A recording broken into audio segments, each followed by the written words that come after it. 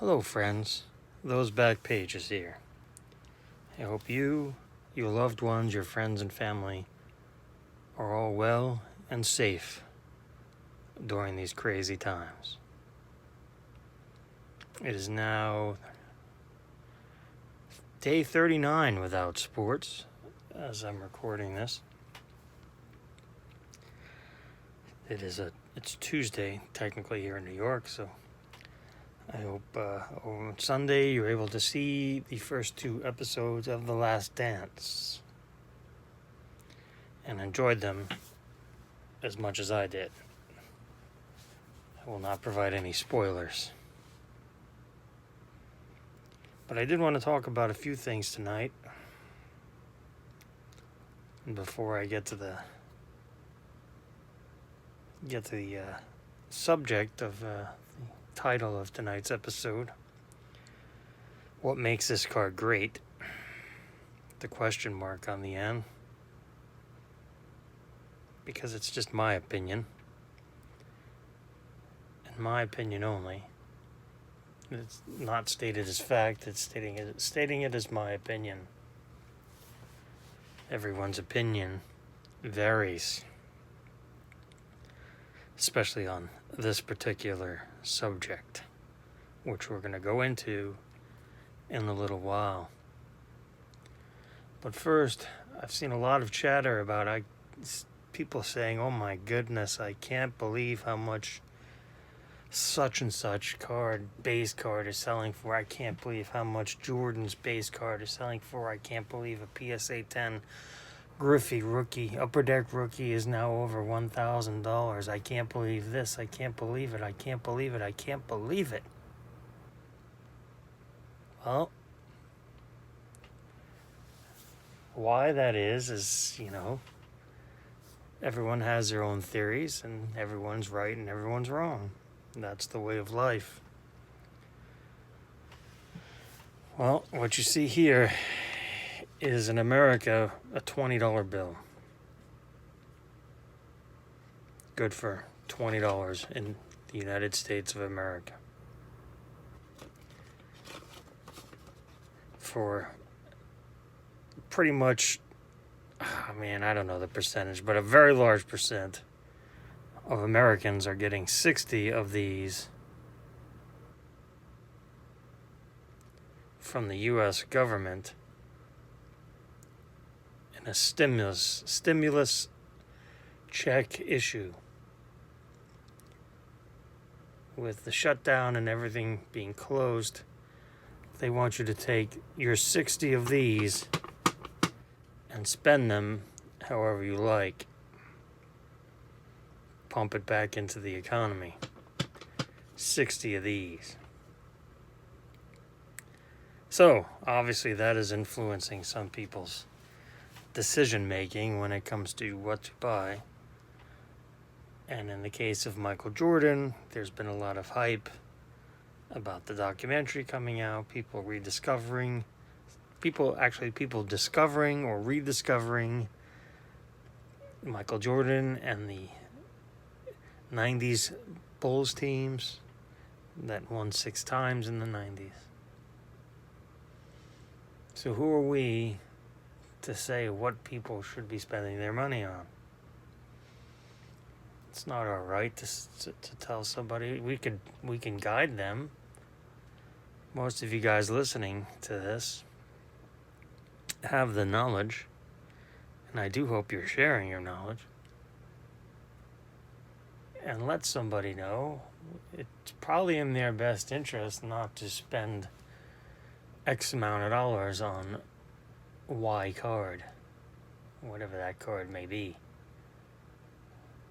And then again, on the other side of the token, maybe that card gives the person pleasure in these absolutely crazy times.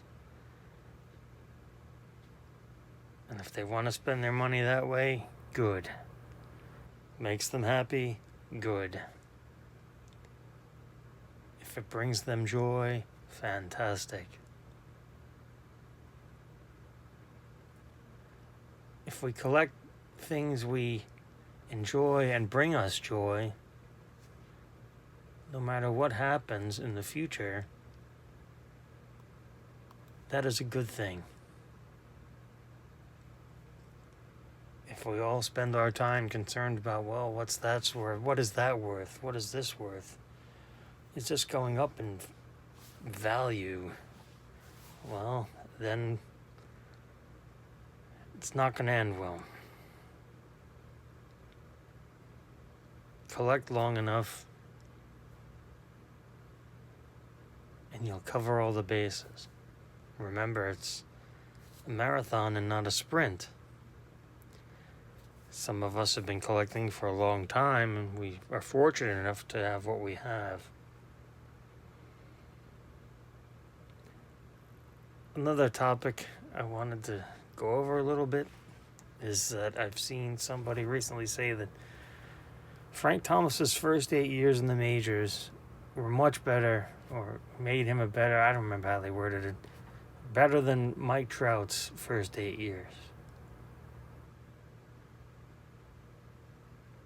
By the way, if you're listening to this and you have not picked up a 1990 Frank Thomas rookie card yet, you might want to. Because much like the Griffey, I think that the 90 Leaf Frank Thomas, which is now 30 years old, by the way. So I would like to think that if you're listening to this and you've collected a while, you have one in your collection. If you don't,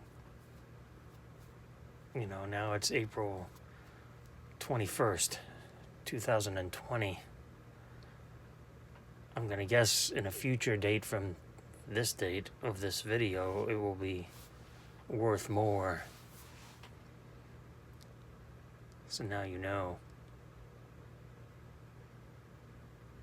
Back to that Thomas versus Trout discussion, which seemed to be filled with people with POMO, pissed off, missed out, POMO, that they didn't get their Trout rookies. They had plenty of time to get their Trout rookies. Trout rookies are now 9 years old. Trout rookies now are very expensive, very costly now. But for a long time, they were not costly.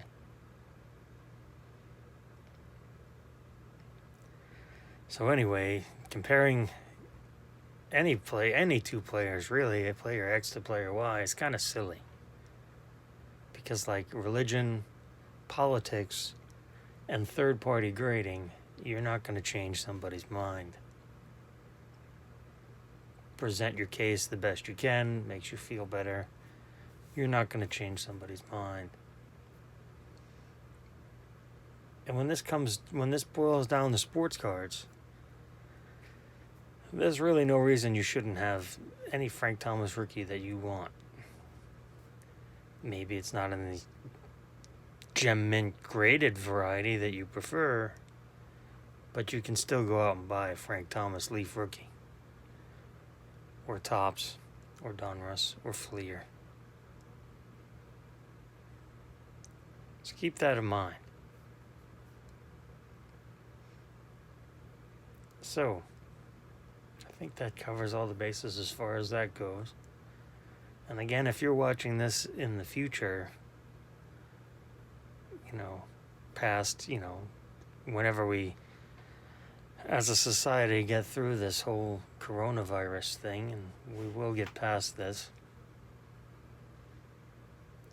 as humanity, we will get past this. Don't know what it's going to look like yet on the other side. Oh, that's one other thing I've been thinking about lately. Combined with the rising prices of everything, cardboard related, it seems like everything is going up in value.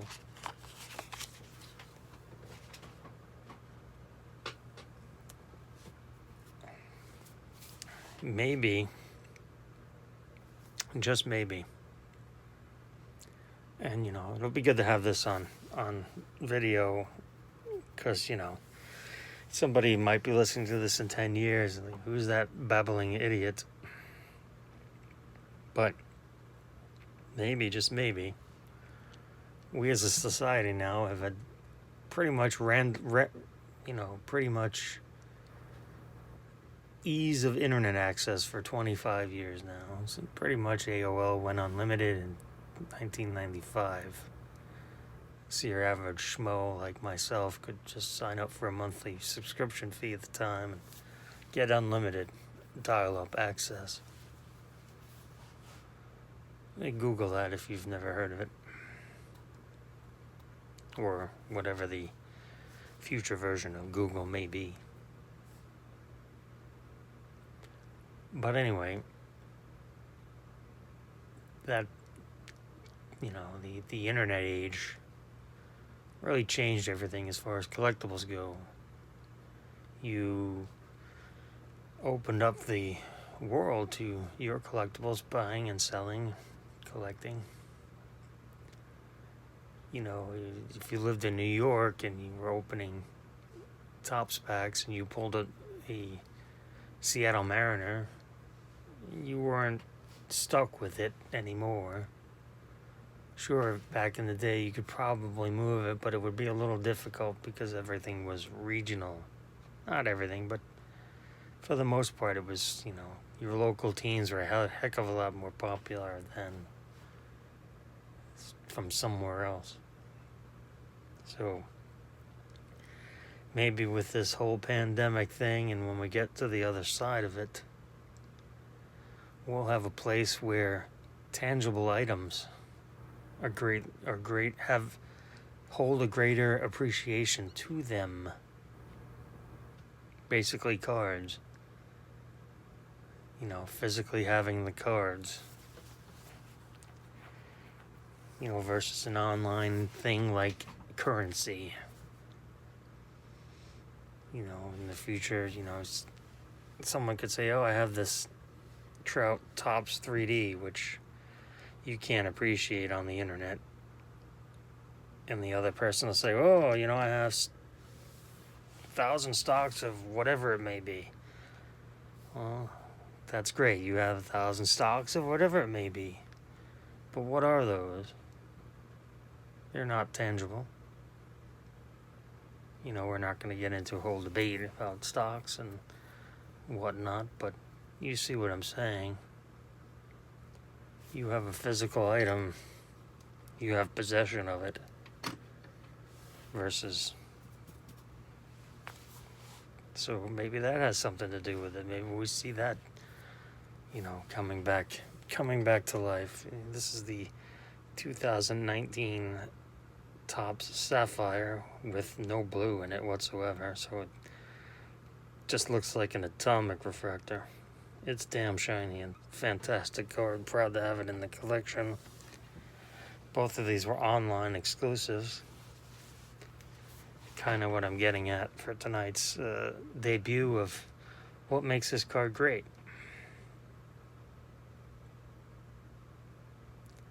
So I got this in the mail, a little backstory. When they announced this project, the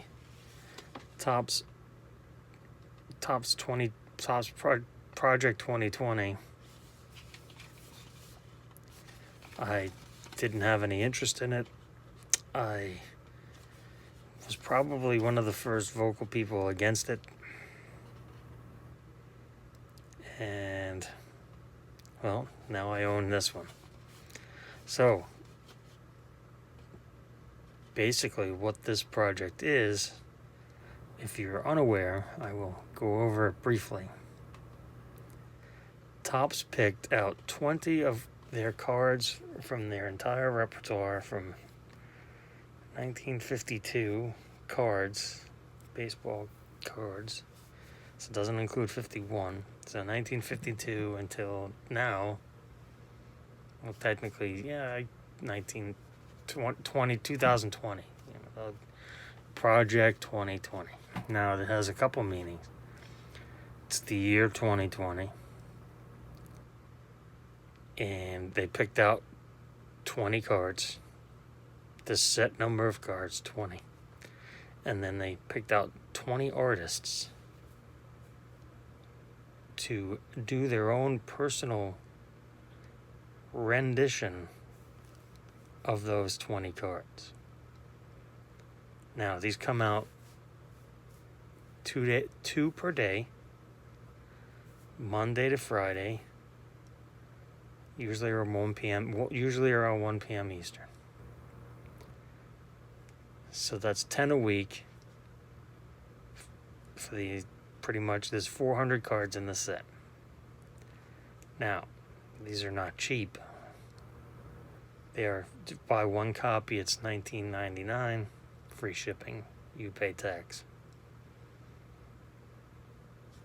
So, they're not for everyone. It's not like the living cards, you can get one for $5. It's more of a commitment than that. So, when this came out, I believe this is card number 4. This is the Mike Trout. Now, the other cards I have here on purpose. It's not an accident. Now, this came out. And I saw it and I was like, what the hell is that?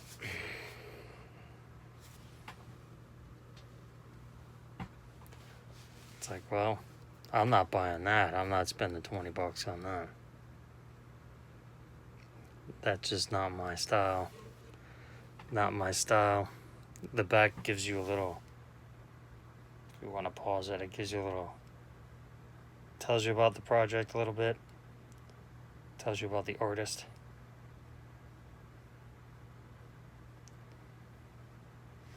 This is this artist's style. He's very popular in the art community. Oh, and each one comes in with a little sticker on it. This is a 130 point stock, so it's a thick card. I'll pause here. Go ahead. Okay. So, it's not flimsy like your stereotypical card. It is glossy. I have not opened this one up. So, I've had friends tell me, oh man, those look like shit. What are you buying that for? Well, I collect Mike Trout. The 3 cards you see there are all exclusive online issues. Sapphire started in 2016. This is the first year from 2018 3D. They did one in 19 again. They've done this every year since. So basically for Mike Trout is going to have 20 cards for the Project 2020 set. They're all his 2011 Topps rookie card, flagship rookie from the 2011 update set. Each of the artists they picked out will give their own rendition of that card, and whether it be good or bad or indifferent, in my opinion, I will own it because I collect Mike Trout. Now, here's a little thing about this Project 2020. Again, these are not for everyone, and that's okay. But what Topps is doing here is interjecting their product, baseball cards, into different mediums. They're trying to just spread brand awareness where they normally would not, through this unique situation. Getting them some exposure that they normally would not get to baseball cards, which at the end of the day is very good. Very good. The more people involved with baseball cards, the better it is for everyone in the community. Now, there's another artist. I'm waiting on his stuff to arrive because this card, which I believe is number 4. Yep, it says it there on the back. Number 4. So 2 a day. This came out on the 2nd day. They have this up on the website, on Topps.com. And it's only available for 48 hours. After 48 hours, they pull it down, they print it. So it's print to order. Whereas the other two you see are have a set amount made. So that affects the print run, whether the card is popular or not, and then that affects the aftermarket pricing of the card. Yeah, it's simple supply and demand. You're smart enough to know what I'm talking about. Now,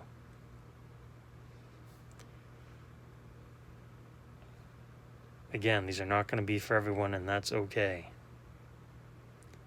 So I didn't like this when it came out. I had to backtrack and get one after it came out when I decided, you know what? I collect Sapphire Trout, I collect 3D Trout, I collect Transcendent Trout. Maybe I should give this a go. And what sold me on it, the project, was when the first Nolan Ryan was released, which I haven't gotten in the mail yet.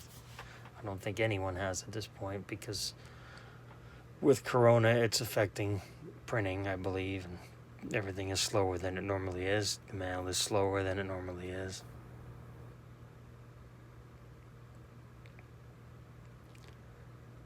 So, an artist that I had never heard of before this project, by the name of Blake Jameson, signed up for Blowout and started interacting with us collectors.